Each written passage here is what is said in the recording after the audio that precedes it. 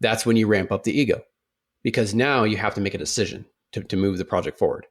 You can't just go, oh, maybe that's great or that's good and blah, blah, blah. And, I'll sit here and think about it for 20 minutes. And you have to be humble, take in the information.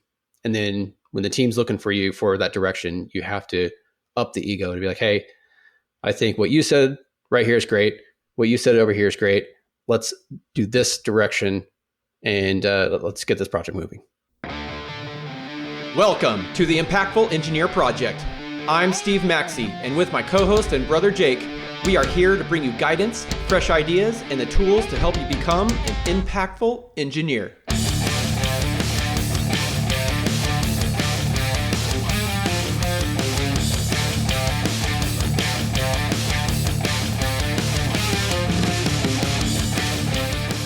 Welcome to the Impactful Engineer. I'm Steve Maxey, and I'm here with my brother Jake.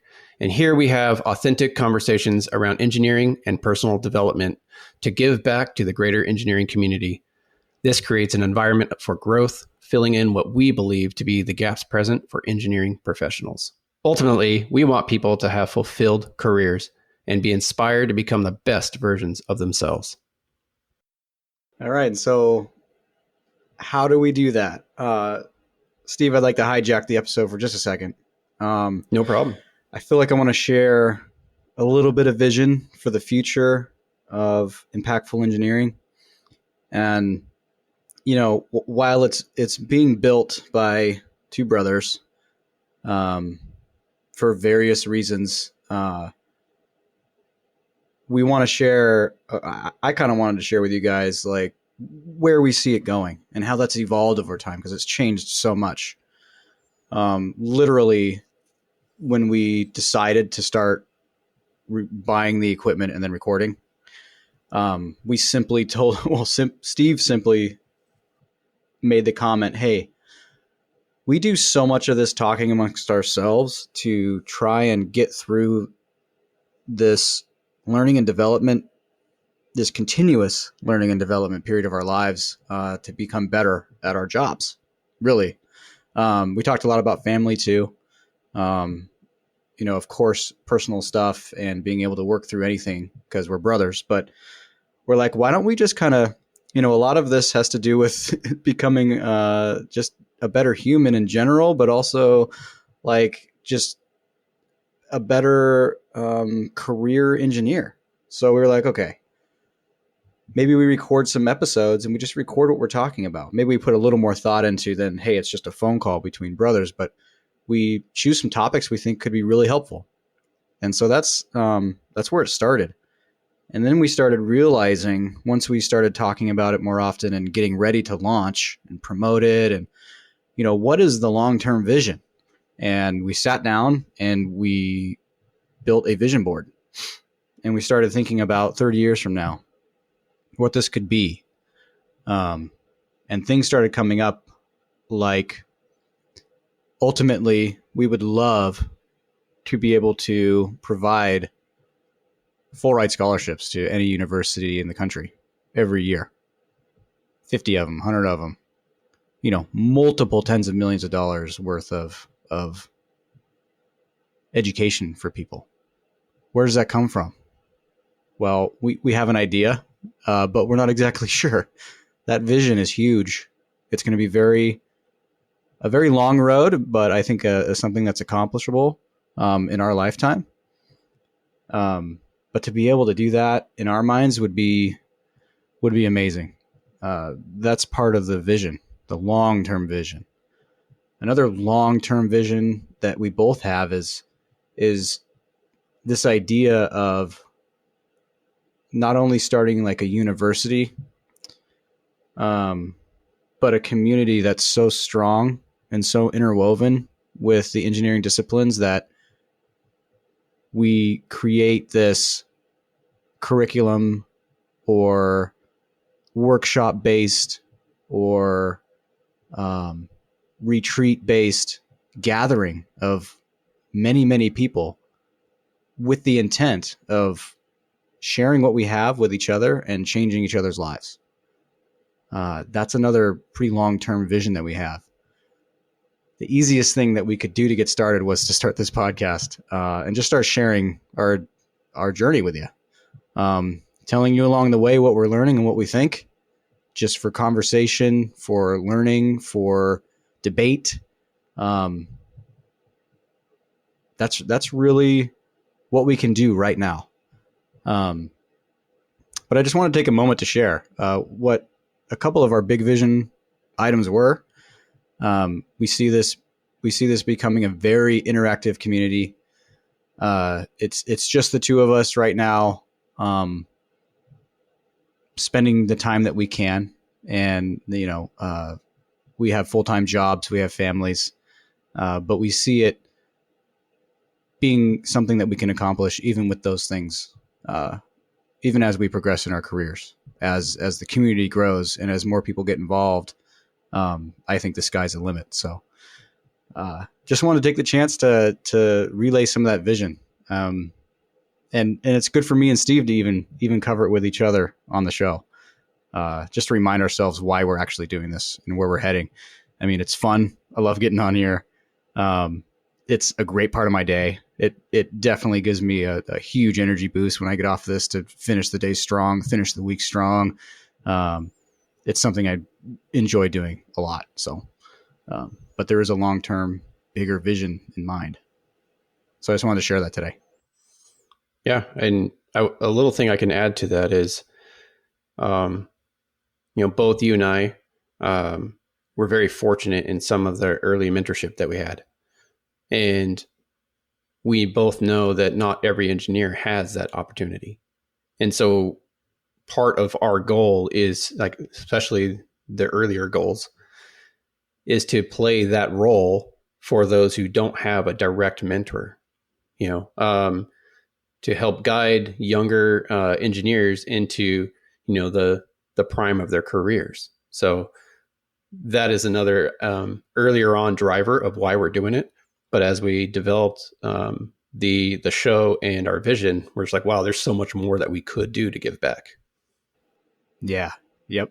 And some of that comes through with some deep thinking and reflection. And sometimes it's hard to think that many years in the future, but man, you find some good stuff out there, right? Oh, yeah. That it can excite you.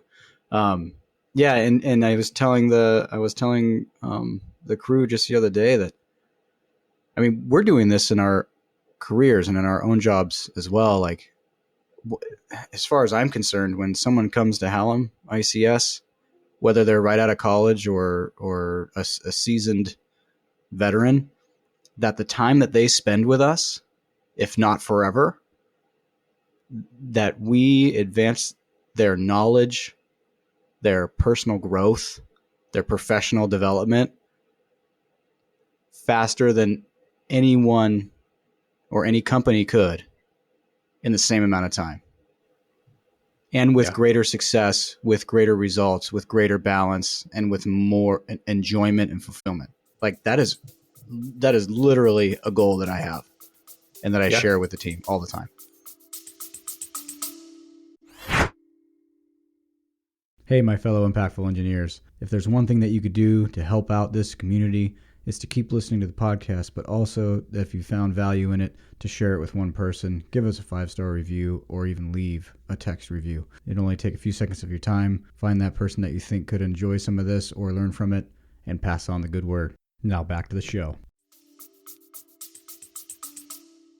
Yeah, and another thing is when someone leaves a company for whatever reason, when they know that company was very special in taking an interest in their own growth and advancement as an engineer, they will be an advocate out in the world for that company. They will meet other engineers in their journey and be like, hey, I work for this other company. I met this guy named Jake at Hallam, and both the company and Jake were so awesome. They really helped me out. And, so if you're ever, moving to that area, join up with them if the opportunity arises, because that is a great decision. And so I think it's important for like companies to try to push these kind of initiatives, because it builds in like another pipeline of recruitment that is organic, and that's the best kind. Yeah. I mean, it's definitely going to serve in that way as well. Yeah. And then on top of that, it's just spreading. We want this mindset and, behind the entire impactful engineering community. We want that mindset to propagate throughout the world. Oh We yeah. genuinely believe that it's beneficial for everyone to consider the things and adopt the mindset, or at least consider, like I said, what we're talking about, and to adopt some of the mentality, because we truly believe that it would better the world. So thinking about it that way too, it's like, if someone comes through the program that we'll have in the future, or is part of the community and takes some growth out of it, and when they leave, or if they do the same thing with a company, they come in and they're treated super well and then they leave, they're then going to share that with others that they come across. And then they're going to share that with other people. And it's just we just want it to spread. And we highly believe in that mission. So, Yeah, because, yes, we are geared towards engineers. We are spreading that message to the engineering community, but all these engineers have friends that are not engineers. They have family that's not engineers. And when they hear or are aware of the concepts that we bring up on this show, they're going to share them, and it'll just spread like wildfire throughout, all the greater communities, and, just in humanity in general. Right. And so it's an avenue for us to leverage the influence we have in engineering for the greater good.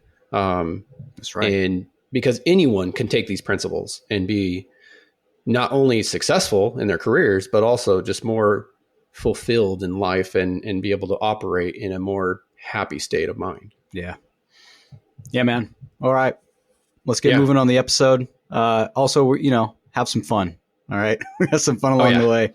Enjoy it. Got a good one today. And I think I'll just hand it over to you, Steve. Yeah. This is your topic here.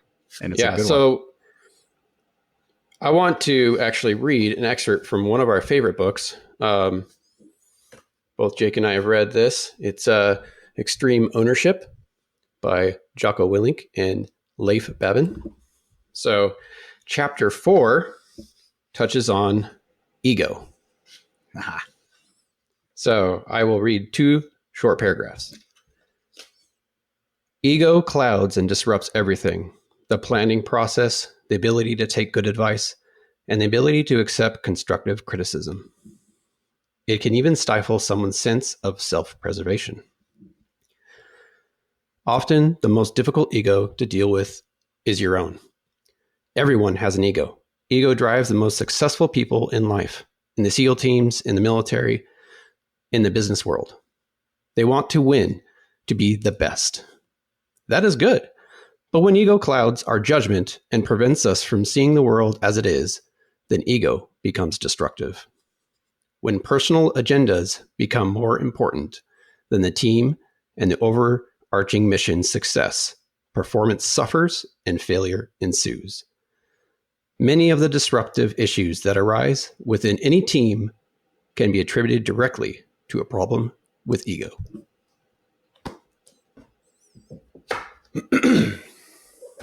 Yep. So, Jake, Yeah. I would like to hear your thoughts on this very interesting but widespread topic. You're asking me. Okay. I am asking you. Who else would you ask? Oh man. So Well, Jocko isn't here, yeah. and neither is Leif. So maybe one day. Maybe one day. Well, the first thing that popped in my mind was, remembering that moment when I realized that my ego was wreaking havoc on my life and my career. And then also that my first thought in my mind to counter that was like, well, everybody else's ego is worse. And, like if they would just listen to what I have to say, I just know I just know if you would do it, it would just be better. Like, just shut up and do it. That's a big one for me that I had to overcome. What else with ego? I think the whole statement's true. I think that's a very well written introduction or concept to set the stage for a discussion around ego. That's very well done. I understand it. As soon as you came to the part about ego is a destroyer, I was like, yep. Because I'm thinking the whole time, ego is great. Yeah. It does so many things for you, which it does, but it destroys as well. Yeah, man, that's what I think about it. It's very it's so hard to just accept the fact that my ego has taken over most of my life in the past and probably in the present. Yeah. It's one of the biggest things I'm working on, or that I have worked on. It's I mean it takes ego to jump on a podcast and think what you have to say means anything. Is relevant. Yeah. Or is relevant, So yeah, I hope that made some sense. That's where I'm at on it. Yeah. Yeah. It's, I'll answer my own question here in a second, but what do you think is probably one of the most prevalent factors of ego that keeps engineers specifically from growing or being effective in their roles? Man, you're gonna have me speak to all engineers and upset people. All right, I can do that. Yeah, let's do it. Let's do it. Maybe the fact of being right all the time. Yeah, might be one of the biggest ones, that I've experienced and seen firsthand. It happens. It's the way it goes. That's what I was going to say too. Yeah, people listen to respond with their better answer instead of just listening and then being curious and asking more questions. That happens a lot. I've done that many times. So I think it's the being right. They want to come back with the retort or the answer, or they want to force you to consider what you have to say, and then really, really, really hoping that you just adopt it. Yeah. So I would say that being right. Yeah. Yeah, and I think an addition to that is also when they're talking to non-engineers, right? That you just don't know what you're talking about. You're not an engineer. Sure. I mean, it's another part of that being right, part of the ego that a lot of engineers do have. If they're working with someone, say, like in either manufacturing or procurement or something like that, that they're like, oh, you're not an engineer. You don't understand, this complex equation or this complex But you don't have all the information like I do. Exactly. Yeah, exactly. Yeah. And, I do want to jump into a little bit of a personal story from my career that painted the picture of like the aha moment where I was like, oh, I can relinquish some of this and other people can do it. It's and it stems from a fallacy that is popular of, if you want something done right, you do it yourself. This is something that a lot of people I've heard that many times, especially growing up, Steve. I know. You want something done right, you do it yourself. Yeah. And a lot of engineers were like, yeah, duh. It's and I used to think that way all the time. And sometimes it's really hard to not think that way. But a few jobs ago, I was an individual contributor and I was very good at what I did. And then I was moved into my first engineering management role. And I was working on a pretty complex design, right? It was a light bar, right? Because I worked at a LED lighting company at the time. And, the design wasn't done. A lot of the industrial design wasn't done, and I was very good at CAD. And so, I was like, oh, I need to make sure I do all this stuff. But I realized that my project load was just going to be way too heavy for all these additional responsibilities and obligations that I needed to do now. So I had to give the project up reluctantly. I was like, oh no, it's not going to go right. It's, it's not going to be as good as if I did it, that kind of thing. And so I gave it up and I didn't feel great about it, but I did it. And lo and behold, the engineer that took over the project did awesome. And I was like, holy crap. I'm not the only one who can do this right. And it was an epiphany moment about, I am not the only one who can do this right. And from that point on, it wasn't a flipped switch. It's like, oh, okay, now I have no ego there. No, it took more time for that to go down. Mm-hmm. But that was the starting point. Yeah, but thank God for that engineer, because Yeah, it could have gone the other way, and then you would have just reinforced your false belief, right? It could have, yes. So it helped you down the right path. It did. So, anyways, I just wanted to share that project and revelation. But there's the other side of ego, right? But ego isn't always a bad thing. That's another thing that people need to understand. There is a flip side to too much ego, and that's not enough ego. Hey, everyone. If this discussion brings up additional questions to the forefront of your mind, I encourage you to head over to impactfulengineer.com and sign up for our newsletter with your question. We may answer your inquiry directly on the podcast or even ask our guests to get their insight. If you're just enjoying the episode and want to make sure you never miss additional impactful content, you can still sign up for the newsletter without a question. And as always, you can reach out and follow us on LinkedIn under The Impactful Engineer. Right. And I guess that translates into being like maybe too humble. So it's like the lack of ego could be perceived as humility, right? Mm-hmm. Which is kind of like humility is always in the conversation with the ego, right? But you can kind of take it too far the other way, right? So, the same authors, they did a book called Dichotomy of Leadership, right, Steve? So I'd like to just read a little passage there just to kind of lead us into our next topic, which is going to be humility, how it applies to the conversation. Some leaders took this too far and became humble to a fault. But being too humble can be equally disastrous for the team.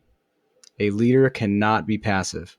When it truly matters, leaders must be willing to push back, voice their concerns, stand up for the good of their team, and provide feedback up the chain against a direction or strategy they know will endanger the team or harm the strategic mission. Right? This is a difficult dichotomy to balance. But as with all the dichotomies, being strong but not overbearing, for example, just the awareness of these two opposing forces becomes one of the most powerful tools at a leader's disposal. I'll stop there. That's a great point.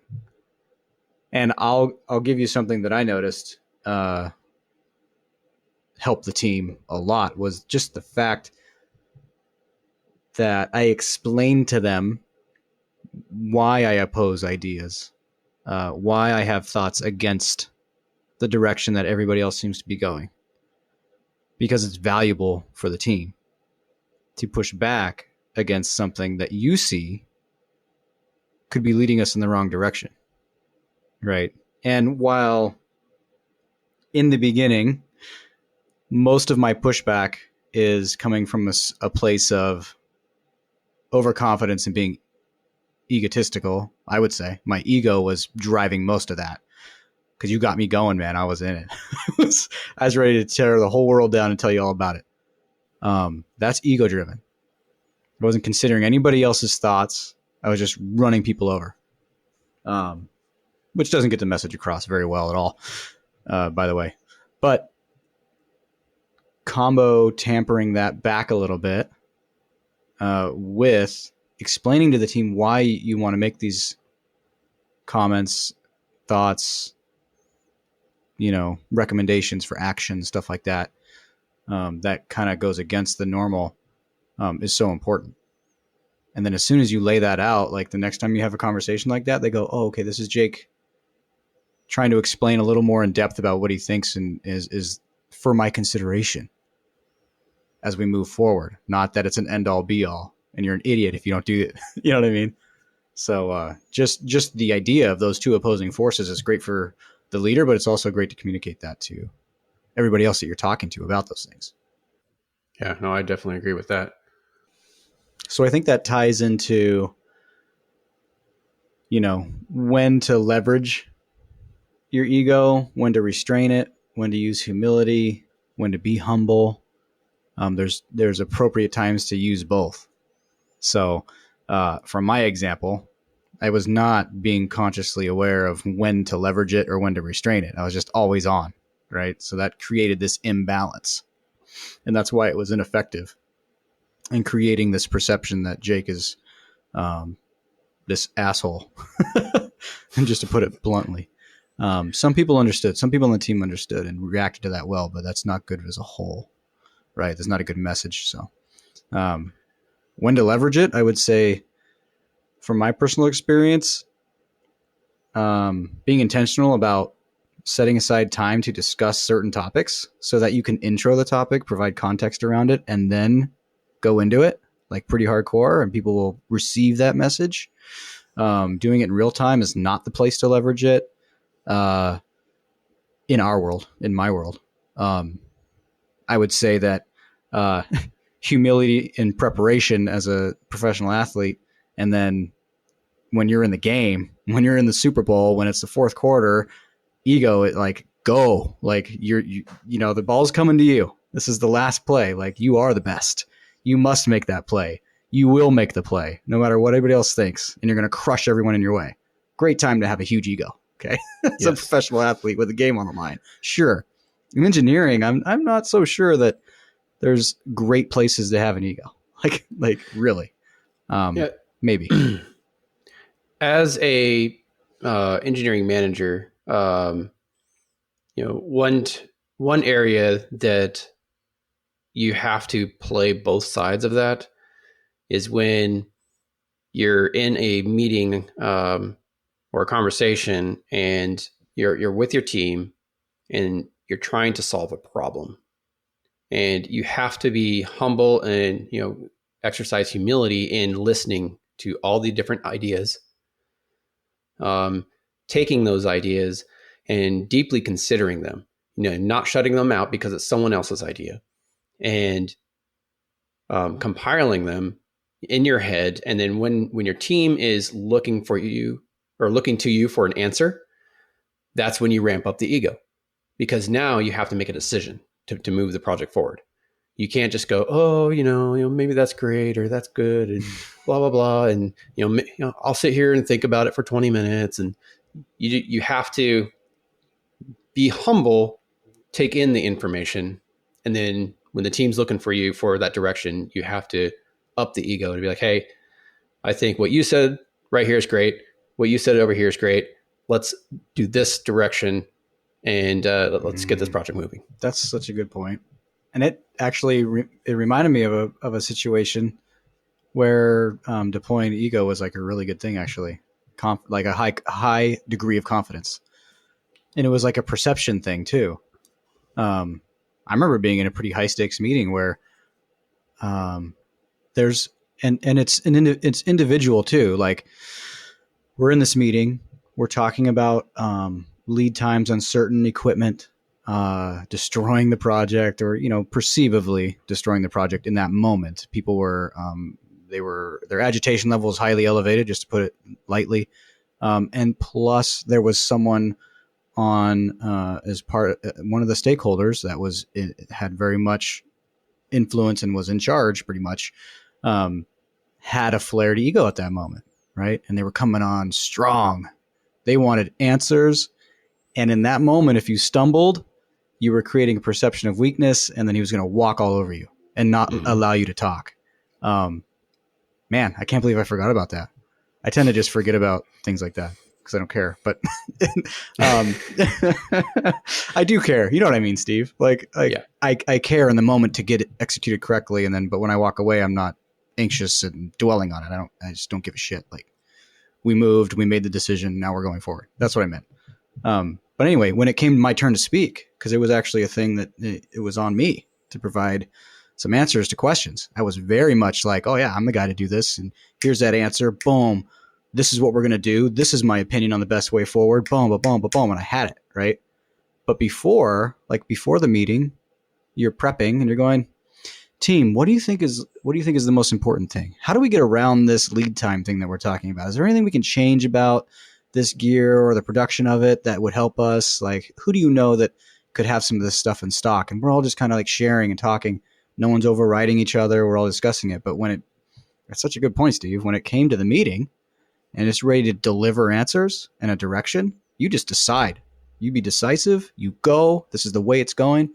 And that perception was that we were confident and that we know the answers. Yeah. And when you come out of the meeting, you figure out, well, did I really know the answers, and do we need to change something?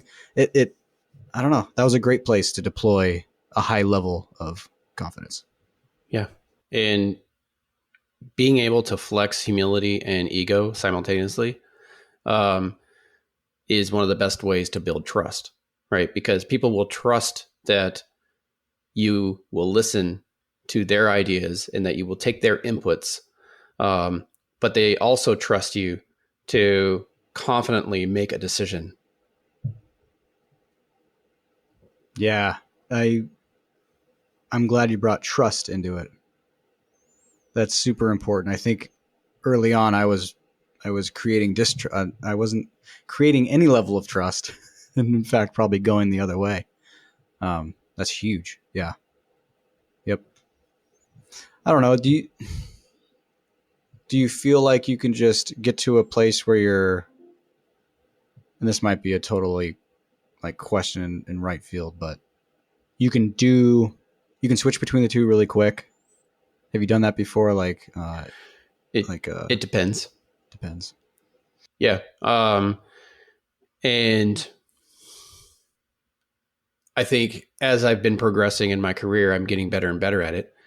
But there's times where I don't have a clear direction in my head, and that's where I do trip up, right? Because I don't have the internal confidence, and so I can't flex the ego because it's just not there. So there are times that's happened, but then there are times that I am absolutely sure of the direction that something needs to go, and it's very easy. And so the confidence in your knowledge and like what you're talking about plays a big factor in whether you're able to ramp up and down the ego. And so I think what's important there is to be prepared for whatever conversation you're going into. Because if you're prepared for it, you know all the backstories, you have all the information, the data. I mean, you don't necessarily have to bring it all up, but if you have it all in the back of your head or, in a notebook or whatever, you're able to execute in the conversation with more authority and be able to ramp up the ego when needed. But you still need to be aware to dial it back down and to take other people's inputs. Yeah. So that's what we had for you today. The discussion around ego and humility is a big one. I hope we covered some things today that you can consider, or at least set you down the right path. What I'd recommend is that I think the first step is just being aware, right? So if you can just start identifying or being aware of the times that you are, think of it as like a gauge, I guess, with the needle being top dead center is just neutral, and to the right is ego, and to the left is humility, and see if you can track when you're in what and how far you're pushing it one way or the other, because knowing when you're doing that can help you identify if you're using it correctly. And it's a big deal, and we all have it, and we all do it all the time, right? We switch between this. Well, I guess maybe some of us don't, but we're switching there, where the needle is being throttled in one direction or the other constantly. So figure out how to identify that.